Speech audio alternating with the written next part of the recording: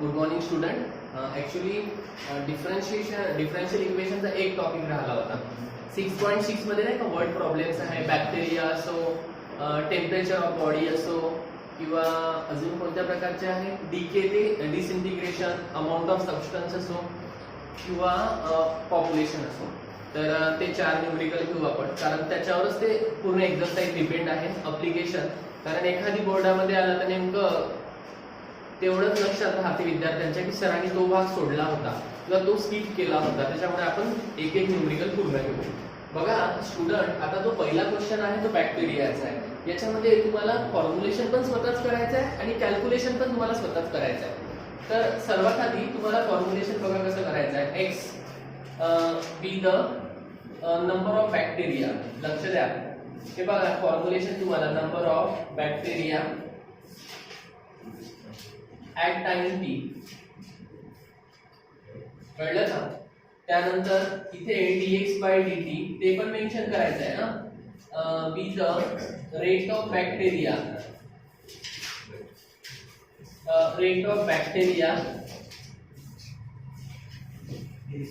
At time T. आलं लक्षात. मग प्रश्नामध्ये असं म्हटलेलं आहे की हा जो रेट आहे तो डायरेक्टली प्रोपोर्शनल आहे. कोणाला प्रोपोर्शनल आहे? नंबर ऑफ बॅक्टेरियाला. इथे लिहायचं therefore according to the given condition तर हा जो रेट ऑफ बॅक्टेरिया आहे dx by dt directly proportional to x. तुम्हाला फिजिक्स मध्ये किंवा इतर ठिकाणी शिकवल्या जाते की जेव्हा एखाद्या इक्वेशनचं प्रोपोर्शनॅलिटी साइन काढल्या जाते तर कॉन्स्टंट घेतो आपण. तर इथे आपण काय करू, dx by dt equal to kx घेऊ. ठीक आहे. मग इंटिग्रेट करायचं असते. x हा x कडे आला पाहिजे, हा dt कडे गेला पाहिजे. तर हा येणार 1/x, इथे dx येणार आणि इथे k dt येणार. बरोबर. ऑन इंटिग्रेटिंग करायचं. देअरफॉर ऑन इंटिग्रेटिंग केलं तर 1/x येणार, dx equal to k into 1 dt. ठीक. तर याचे इंटिग्रेशन असते log x. आता इथे तुम्ही t नी करत आहे म्हणून t आला. तुम्हाला हा लॉग ऍडजस्ट करायसाठी इथे log c घ्यायचा किंवा log a घेतला तरी चालेल. c घेऊन टाका, काही हरकत नाही. नॉर्मली आपण कसं फक्त c घेतो, पण आता ऍक्च्युअली कॅल्क्युलेशनची डिमांड आहे म्हणून log c. आणि ठरल्याप्रमाणे हा log c इकडे आणायचा. इथे येणार log x minus log c equal to किती येणार, kt येणार. बरोबर.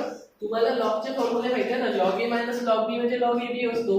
तर log ab a divided b म्हणजे इथे येणार x डिवायडेड बाय c आणि kt. परत एक गोष्ट लक्षात ठेवा, जर एखादी टर्म लॉग मध्ये असेल, दुसरी टर्म लॉग मध्ये नसेल तर समोरच्याला एक्सपोनेन्शियलच्या पॉवर मध्ये लिहायचं. ते x by c is equal to e to the power kt. बरोबर. आता हा c इकडे न्यायचा.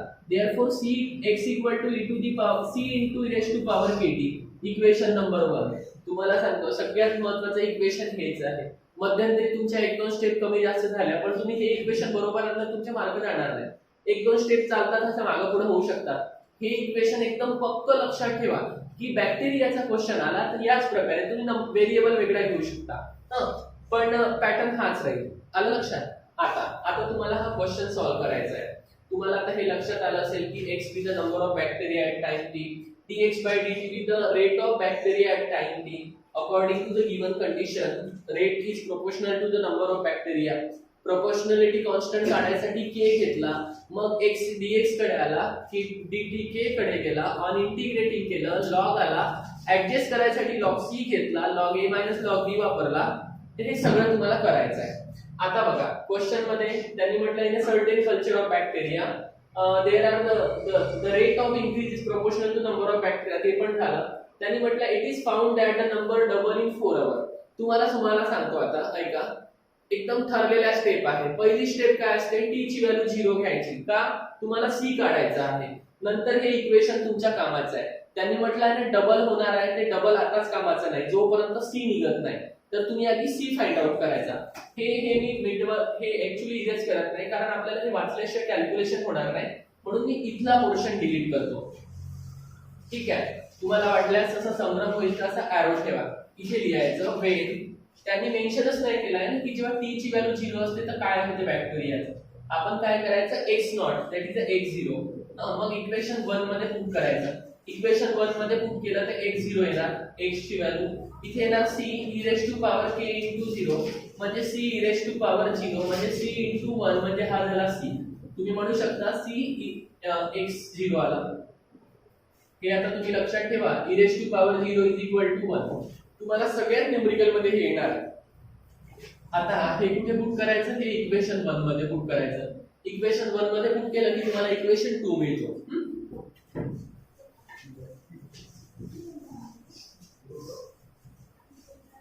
तर इथे येणार x equal to x0 e raise to power kt. Equation number 2 आला का.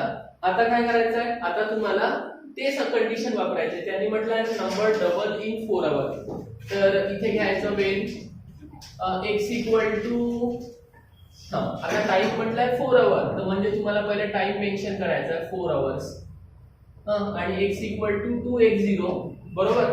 तर इथे पुट करा बरं इक्वेशन 2 मध्ये. इक्वेशन 2 मध्ये जर पुट केलं तर 2x0 इथे येणार x0 e raise to power k into 4 x0 कटला तर हा आता 2 आले e raise to power 4k. हे व्हॅल्यू सुद्धा फार कामाची आहे, कळलं का. पहिल्या स्टेप मध्ये तुम्ही हेच घ्यायचं t ची व्हॅल्यू 0 कोणत्याही गणितात असो, बॅक्टेरिया असो, पॉप्युलेशन असो, अमाउंट ऑफ सबस्टन्स असो किंवा टेम्परेचर ऑफ बॉडी असो, पहिल्या याच्या t ची व्हॅल्यू 0 आणि इनिशियल व्हॅल्यू दिली नसेल तर तुम्ही x नॉट घ्यायचं. इकडे मग त्यांनी म्हटलंय की 4 तासामध्ये डबल होतो नंबर म्हणून 2 टाइम x0 घेतला. आता तुम्हाला e to the power 4k ची व्हॅल्यू मिळाली. मग त्यांनी म्हटलंय की 12 तासामध्ये बॅक्टेरिया किती वाढणार आहे. मग तुम्ही तिसरा एरो घ्यायचा, इथे मेन्शन करायचं when t is equal to 12 hours x is equal to what. तर आता हे कुठे पुट करणार, इक्वेशन 2 मध्ये पुट करायचं. आता आपण हा क्वेश्चन मिटवू शकतो कारण याचं डिस्क्रिप्शन वाचून झालं आपलं. तर इक्वेशन 2 एम्प्लाइज, इक्वेशन 2 म्हणजे तो बघा. तर इथे आला 12x0 is equal to x0 e raise to power 4 k तसाच राहील आणि हा येणार 4 बरोबर. तर इथे x0 नाही ऍक्च्युली तुम्हाला x ची व्हॅल्यू काढायची आहे. x0 असाच राहील e रेज टू पॉवर, त्यांनी t ची व्हॅल्यू दिली आहे 12 म्हणजे इथे येणार 12 x0 e raise to power 12k झाला. तुमच्याकडे व्हॅल्यू कोणाची आहे 4k ची, त्याला 4k into 3 करा म्हणजे 12 होणार. तर x0 इथे e raise to power 4k into 3 तर हा येणार x0 e raise to power 4k raise to power 3 येणार. e raise to power 4k ची व्हॅल्यू तुमच्याकडे आहे. e raise to power 4k ची व्हॅल्यू किती आहे 2 टाइम. तर x0 येणार 2 चा क्यूब म्हणजे हे येणार 8 into x0. हे कोणाची व्हॅल्यू झाली, x ची व्हॅल्यू झाली. याचा अर्थ काय झाला, याचा अर्थ हा झाला बॅक्टेरिया हा 8 टाइम्स इन्क्रीजेस झाला. देयरफॉर इन 12 आवर्स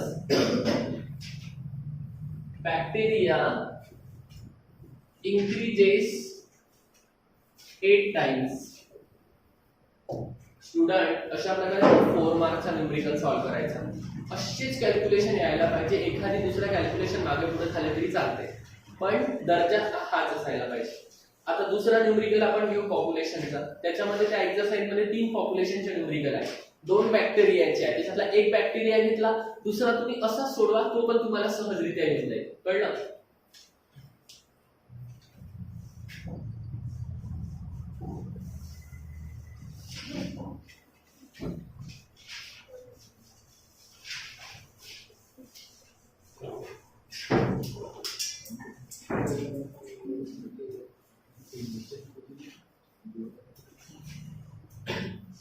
तर पॉप्युलेशनचा न्यूमेरिकल आहे if the population of a country double in 60 years, in how many years will be triple under the assumption that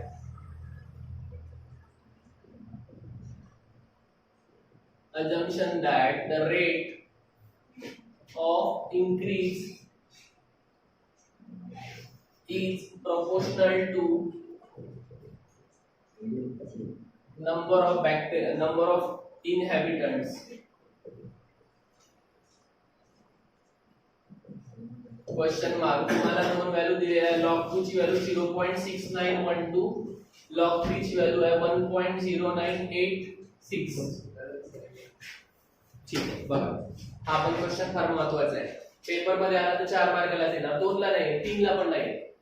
तर तुम्हाला आधी ज्या प्रकारे सांगितलेला आहे तोच प्रकार आठवायचा. p जसं x घेतलं होतं. आता बघा एकदा सांगतो. b the population at time t, population at time t आलं का. त्याच्यानंतर dp by dt, dp by dt काय आहे, b the rate of population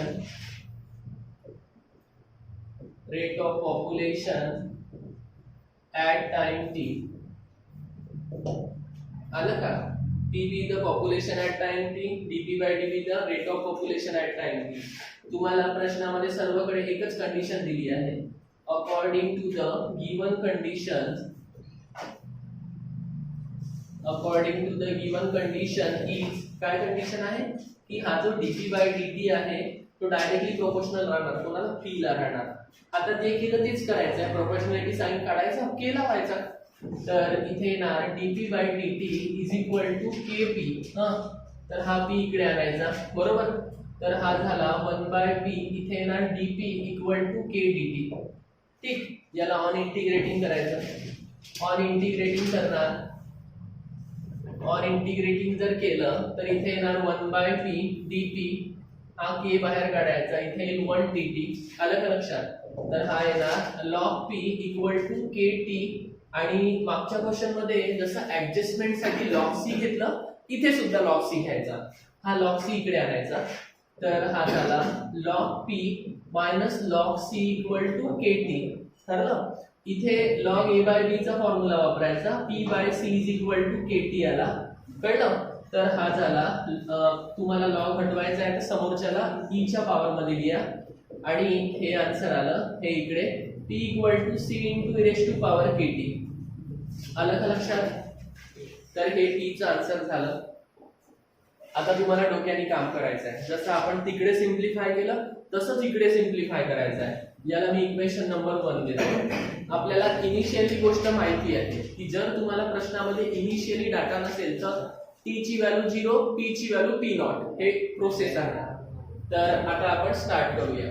मग आणि सांगितल्याप्रमाणे प्रश्नाची आपल्याला गरज पडणार आहे, म्हणून सेकंड इक्वेशन बनतपर्यंत आपण हा पोर्शन डिलीट करू. तर इथून हा पोर्शन आपण नाहीसा करायचा. तर इथे तुम्ही घ्यायचं when t is equal to 0, इथे येणार p is equal to p0. कोणत्या इक्वेशन मध्ये पुट करायचं हे तुम्ही करायचं इक्वेशन नंबर 1 मध्ये. इक्वेशन नंबर 1 मध्ये जर केलं तर काय होणार, हा p0 येणार c e raised to power k into 0 बरोबर. इथे येणार c e raised to power 0 म्हणजे c into 1. तर तुम्हाला c चा आन्सर p0 आढळलं. हे कुठे पुट करायचं, इक्वेशन नंबर 1 मध्ये. कोणाचा आन्सर, c चा आन्सर. तुम्ही तिथे पुट केलं तर p is equal to p0 e raised to power kt. Equation number 2 मिळाला. आलं लक्षात. आता तुम्हाला काय करायचं आहे, आता तुम्हाला त्यांनी कळवलेलं आहे की the population of double in 60 year. म्हणजे t ची व्हॅल्यू 60 घ्या आणि p ची व्हॅल्यू 2 टाइम p0 घ्या.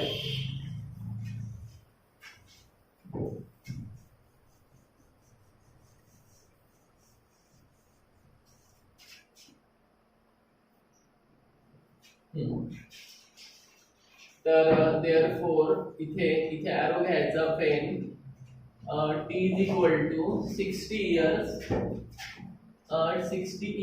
आणि p is equal to 2p0. दाखवलं आपण 2p0 प्रश्नामध्ये आपल्याला डबल दिलेला आहे म्हणून 2p0. तर equation 2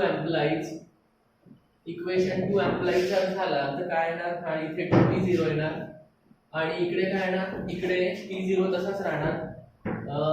equal to e raise to power k into 60, हा p0 कटला, 2 equal to e raise to power 60k. आता काय करायचं आहे, आता तुम्हाला हे काढायचं आहे किती वर्षात ट्रिपल होणार आहे, म्हणजे टी काढायचं आहे. तर इथे तुम्हाला त्यांनी म्हटलेलं आहे टी ची व्हॅल्यू क्वेश्चन मार्क आणि p is equal to 3p0. पहा क्वेश्चन मध्ये कुठेतरी म्हटलेलं आहे ट्रिपल, बरोबर. तर हे तुम्ही आता इक्वेशन 2 मध्ये पुट करायचं. तर हे झालं 3p0 इज इक्वल टू, कुठे पुट करायचं, p0 e raise to power k, तर t तर काढायचा आहे, p0 कटला, 3 equal to e raise to power kt. इथे फार कॅल्क्युलेशन डोक्याने करायचं आहे. तुमच्याकडे E raise to power 60k आहे, म्हणजे याला 60 ने मल्टिप्लाय करा, आपोआप येणार नाही म्हणून 60 ने डिवाइड करा, असं डोकं लावून करायचं आहे.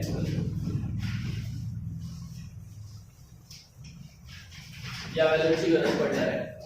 तर मी काय करतो, 3 equal to e raise to power 60k आणि इथे येणार t बाय 60, बरोबर.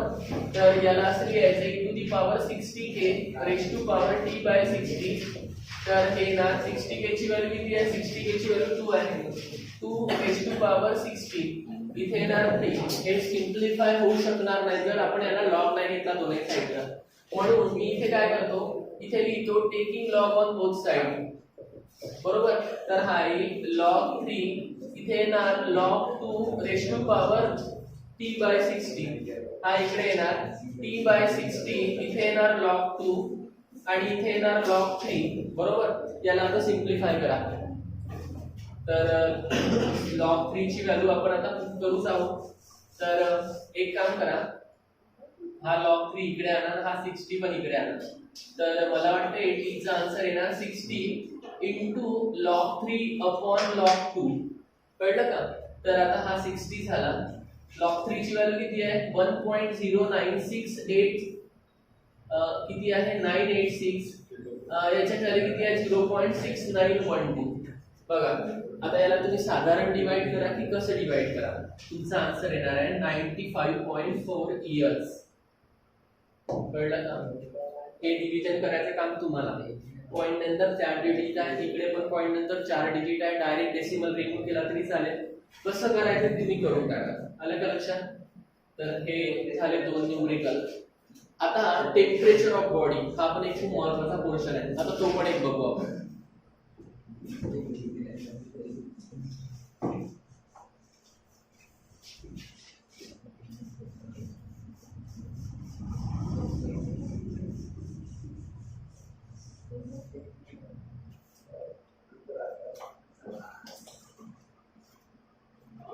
थर्ड क्वेश्चन आहे, if the body cools from 60 degrees Celsius to 50 degrees Celsius at room temperature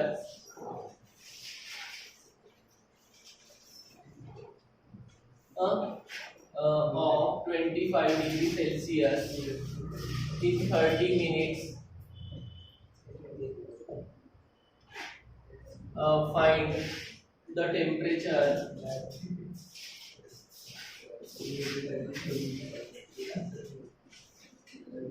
and the body after 1 hour.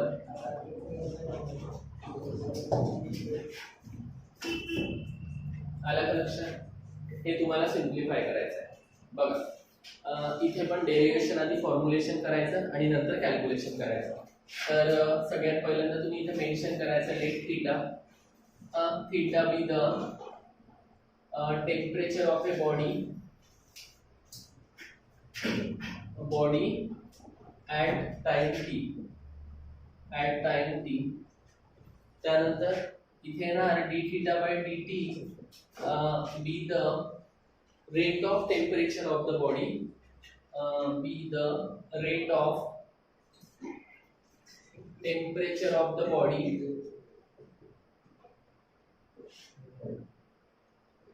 at time t. ठीक. याच्यामध्ये एक additional गोष्ट असते ती आहे रूम टेम्परेचर, ज्याला सराउंडिंग टेम्परेचर म्हणतात.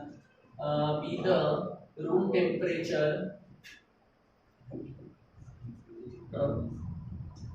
ठीक आहे. इथे तुम्हाला एक कंडिशन लक्षात ठेवायची आहे, according to the Newton's law cooling. हे इथे लक्षात ठेवा, according to Newton's law of cooling,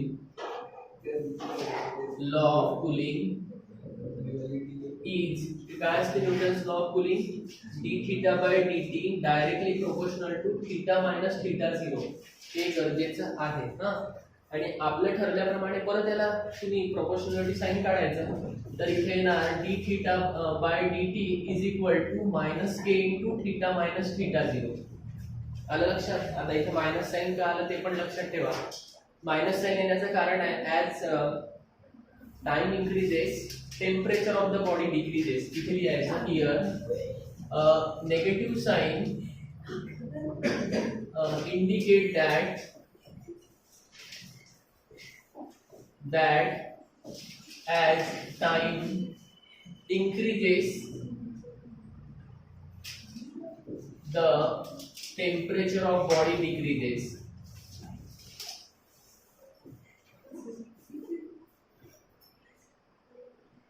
आलं का लक्षात? जसा जसा वेळ वाढणार तसे बॉडीचं टेम्परेचर कमी होणार.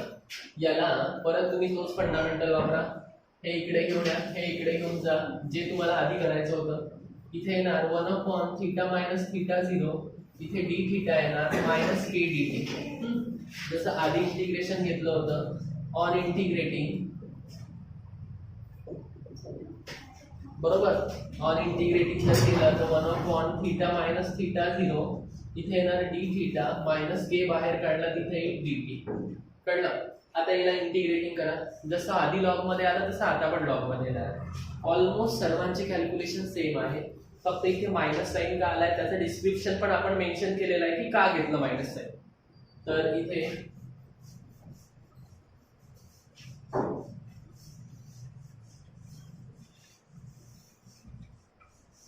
आता मी तो क्वेश्चन मिटवून दिला, ठीक आहे, माझ्याकडे आहे लिहिलेला, तर बघून घे. तर इथे येणार लॉग थीटा मायनस थीटा 0, इथे येणार minus k t plus log c. घ्या, लॉग सी का घेतो आपण ऍडजस्टमेंट साठी, तर हा लॉग सी आता इकडे शिफ्ट करायचा. इथे येणार लॉग थीटा मायनस थीटा 0, इथे येणार log c equal to minus k t. कळलं का? तर इथे log theta minus theta 0 upon c which is equal to raise to power minus k t. Okay, तर आता लॉग रिमूव्ह, सॉरी, फक्त minus k t. आता आपण लॉग रिमूव्ह करणार. Theta minus theta 0 upon c equal to raise to power minus k t. हा c तिकडे shift करा, म्हणजे theta minus theta 0 c into raise to power minus k t. Last मध्ये काय करायचं, हा जो थीटा 0 आहे ज्याला आपण रूम टेम्परेचर म्हणतो, तर theta 0 plus c raise to power minus k t. कळलं? आता तुमच्या प्रश्नात मला वाटतं थीटा 0 चा आन्सर दिलेला आहे, 20 डिग्री दिली आहे. किती दिलेला आहे? Room temperature 25 degree. लक्ष द्या, जेव्हा जेव्हा तुम्हाला याचा न्यूमरिकल येणार कशाचा, डिग्री टेम्परेचरचा, तर त्याच्यामध्ये तुम्हाला हे मेन्शन करायचं आहे, c into raise to power minus k t. Equation number 1.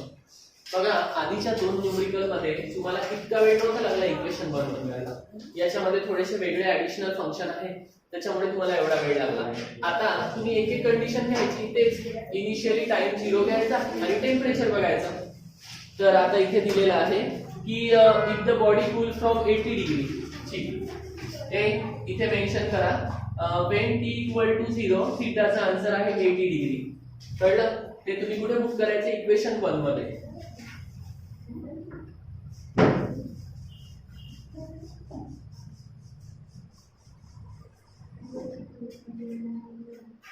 Therefore, equation 1, theta इथे येणार 80, 25 plus c e raise to power minus k into 0. तर हा 25 इकडे आला, 80 minus 25 c e raise to power minus 0, म्हणजे सी चा आन्सर 55 येणार. तुम्हाला हे सगळ्यांना माहिती आहे, e टू दी पॉवर 0 असो की e to the power minus 0 असो, आन्सर 1च येणार. तर हे जे पण आन्सर आलेलं आहे हे तुम्ही इक्वेशन 1 मध्ये पुट करा, म्हणजे 2 मिळणार. तर इथे लिहितो आपण इक्वेशन 1. तर हे किती येणार, theta is equal to 25 plus 55 e raise to power minus म्हणजे मायनस किती आहे, केटी आहे ना, तर सी ची व्हॅल्यू हा केटी राहणार. इक्वेशन नंबर 2 घ्या. आता प्रश्नामध्ये असं म्हटलेलं आहे की body temperature cool from 80 to 50 in 30 minutes. तर इथे तुम्ही मेन्शन करायचं की when t is equal to 30 minutes. तर टेम्परेचर किती झालं, टेम्परेचर झालं 50 डिग्री. आलं का लक्षात? हे कुठे पुट करायचं, इक्वेशन 2 मध्ये. तर देअरफॉर इक्वेशन 2 एम्प्लाइज हे होणार 50 equal to 25 equal to plus 55 e raise to power minus k into 30. कारण 30 मिनिटात झालं ना, हे 25 इकडे आणा, म्हणजे हे काय होणार 50 minus 25 55 e raise to power minus 30 k. 50 मधून 25 गेले 25 राहणार आणि ते 55 त्याला डिवाइड करायचं.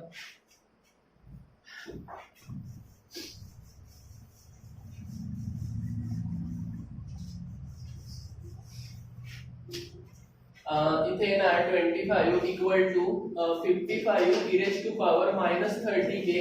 हा याच्या खाली आहे ना, e raise to power minus 30 k.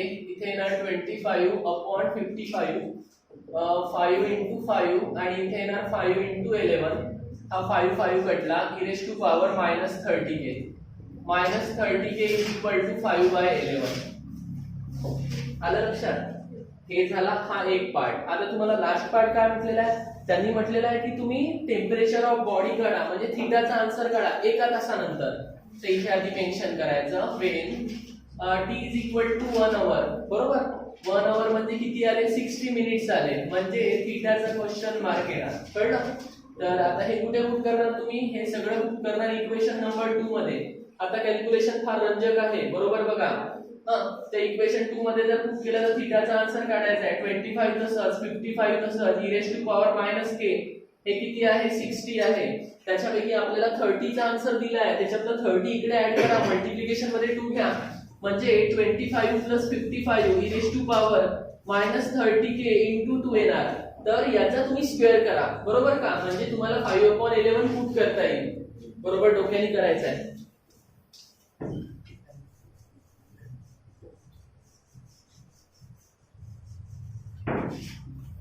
इथे येणार theta is equal to 25 plus इथे येणार 55 मग e raise to power minus 30 k चा स्क्वेअर केला. ठीक, e raise to power minus 30 k किती आहे, 5/11. इथे येणार e raise to power minus 30 k equal to 5/11.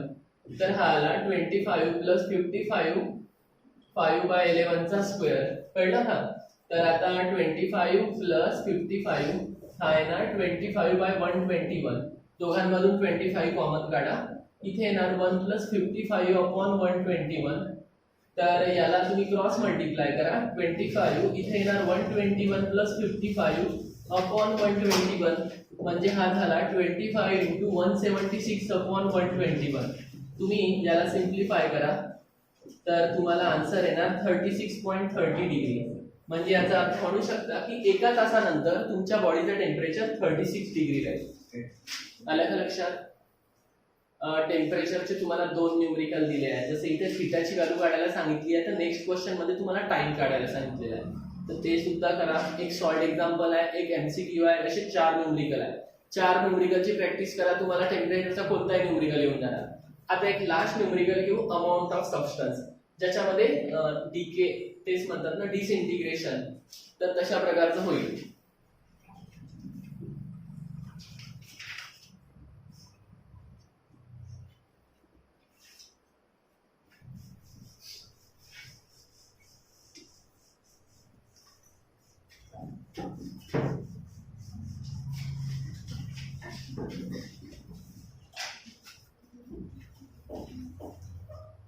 The rate of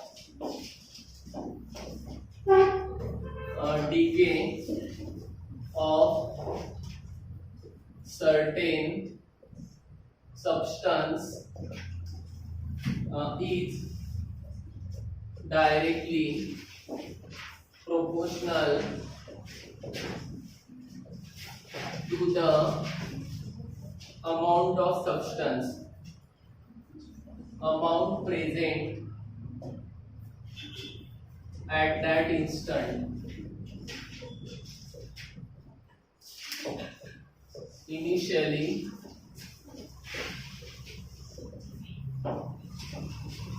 there are 25 grams of certain substance, and 2 hours later it is found that 9 grams are left.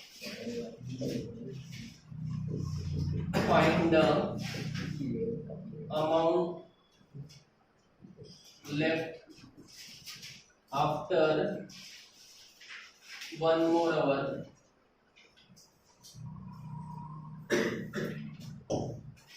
चला बघा, थोडीशी मी Inc भरतो.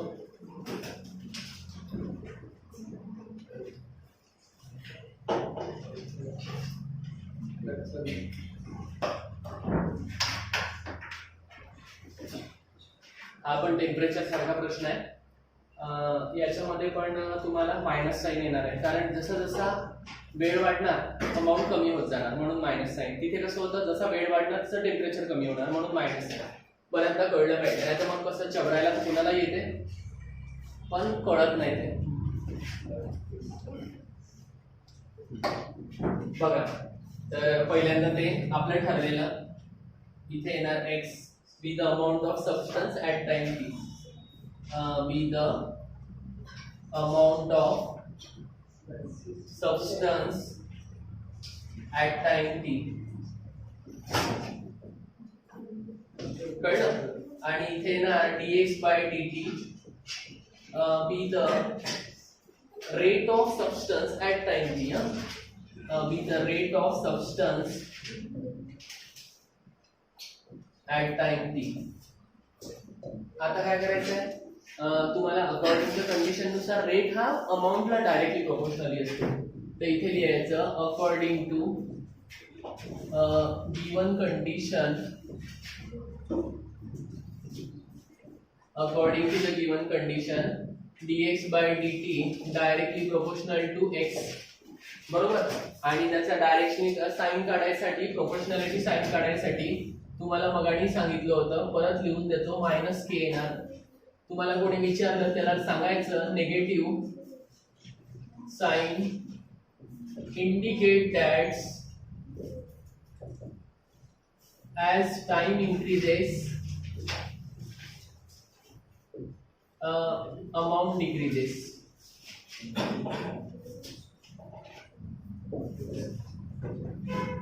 लक्षात ठेवा, वेळ वाढत जाणार अमाऊंट कमी होत जाणार, म्हणून मायनस येणार. बाकी तुम्हाला हे माहित आहे, x इकडे आणायचं, हा dt इकडे न्यायचा. तर इथे येणार 1/x dx minus k dt येणार. याला ऑन इंटिग्रेटिंग करायचं. ऑन इंटिग्रेटिंग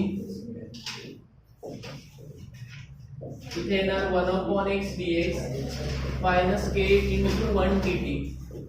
बरोबर? तर याचं ठरलेलं आहे log x येते, हा मायनस kt आणि ऍडजस्टमेंट साठी log c. हा log c इकडे आला म्हणजे हा येणार log x minus log c equal to minus kt. बरोबर? तर आता log a by b चा फॉर्म्युला वापरायचा. हा c आहे, तर इथे येणार log x by c equal to minus kt. तुम्हाला चांगल्या प्रकारे माहिती आहे, एक टर्म लॉग मध्ये असेल, दुसरी टर्म लॉग मध्ये नसेल, तर समोरच्या टर्मला एक्सपोनेन्शियल लिहितात. तर हा येणार x by c equal to e raised to power minus kt. तर मग आता हे काय करायचं, therefore x is equal to किती येणार, x equal to c into e raised to power minus kt. हे इथे लिहितो. therefore x equal to c into e raised to power minus kt, equation number 1. आता आपण थोडं थोडं नाहीसं करू. इनिशियली तुम्हाला बघायचं आहे की अमाऊंट काय दिला होता का. बघा, प्रश्नामध्ये म्हटलेलं आहे देयर आर 25 ग्राम. कधी, इनिशियली, म्हणजे जेव्हा टी ची व्हॅल्यू 0 होती. तर इथे मेन्शन करायचं when t equal to 0, t equal to 0, x is equal to 25 ग्राम. बरोबर? तर इक्वेशन 1 मध्ये पुट करा एम्प्लाइज इथे येणार 25 equal to c e raise to power minus k into 0 e raise to power minus 0 तुम्हाला माहिती आहे 1 तर हे येणार सी इक्वल टू 25 हे कधी येणार e raise to power minus 0 is equal to 1 बरोबर का तर आता हे कुठे पुट करायचं इक्वेशन नंबर 1 मध्ये इक्वेशन नंबर 1 मध्ये जर पुट केलं तर आन्सर किती येणार x equal to 25 e raise to power minus kt याला इक्वेशन 2 द्या त्यांनी म्हटलेलं आहे at a certain substance and 2 hours later it is found at 9 gram म्हणजे तुम्हाला t ची व्हॅल्यू 2 तास घ्यायची आहे आणि x ची व्हॅल्यू 9 ग्राम तर इथपर्यंत आपण डिलीट करू शकतो सोबत सोबत वाचायचं आहे इथे लिहायचं when t after 2 hours x is equal to 9 gram कुठे पुट करायचं इक्वेशन 2 मध्ये तर हे किती होणार 9 is equal to 25 e raise to power minus k into 2 हा 25 याच्या खाली आणायचा म्हणजे e raise to power minus 2k equal to 9/25 हे बघा हे आन्सर काढलं आता लास्ट मध्ये म्हटलेलं आहे किती अमाउंट राहील कधी जर तुम्ही 1 मोर अवर घेतला 1 मोर अवर म्हणजे तुम्ही 2 ऑलरेडी घेतलाय प्लस 1 करा म्हणजे 3 आवर नंतर अमाउंट किती होणार ते काढायचं आहे कळलं असं चतुराईने काढायचं आहे इथे लिहायचं when t is equal to 2 plus 1 which is equal to 3 hours नाही समजत त्यांनी असं लिहायचं 1 more hour तर x equal to what बरोबर तर आता इक्वेशन नंबर 2 मध्ये पुट करा इक्वेशन नंबर 2 मध्ये पुट केलं तर काय येणार इक्वेशन नंबर 2 कुठे आहे हा x ची व्हॅल्यू काढायची आहे आणि t ची व्हॅल्यू 3 घ्यायची आहे